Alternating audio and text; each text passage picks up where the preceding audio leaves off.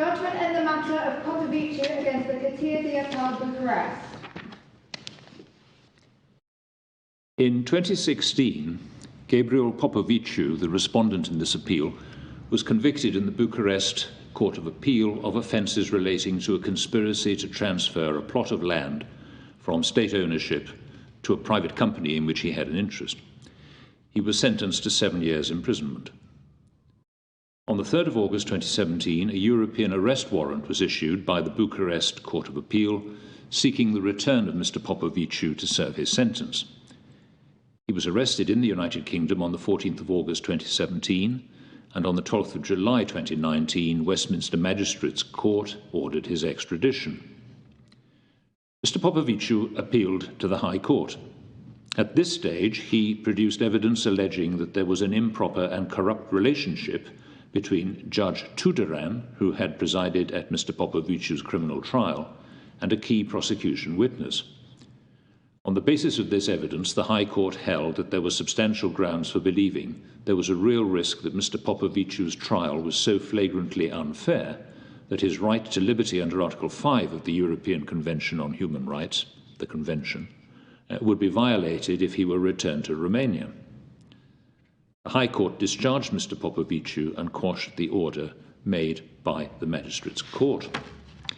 Having done so, the High Court certified that its decision involved a point of law of general public importance about the standard of proof in cases where a person alleges that extradition would violate their human rights because the trial at which they were convicted was flagrantly unfair. The point it certified was as follows. In a conviction extradition case, is it sufficient for the requested person to show substantial grounds for believing that there is a real risk that his trial was so flagrantly unfair as to deprive him of the essence of his Article 6 rights, and therefore a real risk that his imprisonment in the requesting state will violate his Article 5 rights? The Romanian authorities appealed against the decision to the Supreme Court. On the 26th of May 2023, soon after the Supreme Court heard the appeal, the Bucharest Court of Appeal suspended the execution of Mr. Popoviciu's conviction and sentence.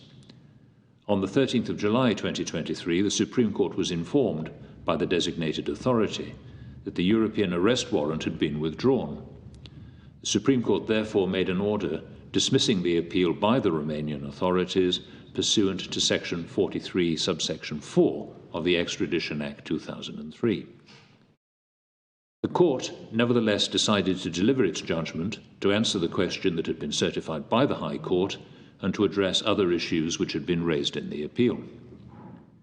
In a judgment handed down this morning, with which all members of the Court agree, the Supreme Court holds that the High Court misdirected itself and applied the wrong standard of proof when it decided the case.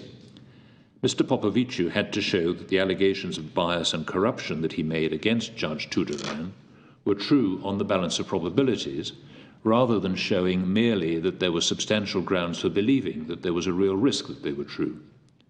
Where a requested person alleges that they have been convicted in a trial that was so flagrantly unfair that it deprived them of the essence of their right to a fair trial under Article 6, and that accordingly extradition would violate their right to liberty under Article 5, they have to prove on the balance of probabilities that the trial was flagrantly unfair, subject to an exception for cases involving evidence obtained by torture, which has no application to this case.